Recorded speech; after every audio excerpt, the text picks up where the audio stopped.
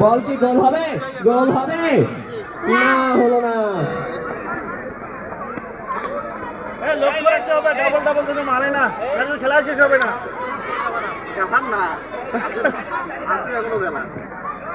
পরবর্তী উদ্ভাবক, বল খোলাই যাচ্ছে যাচ্ছে এই যে দাগ দিয়েছে, ভাইয়া আপনি এই পাশে আসুন, এটা দাগের বাইরে এখানে দাঁড়ান।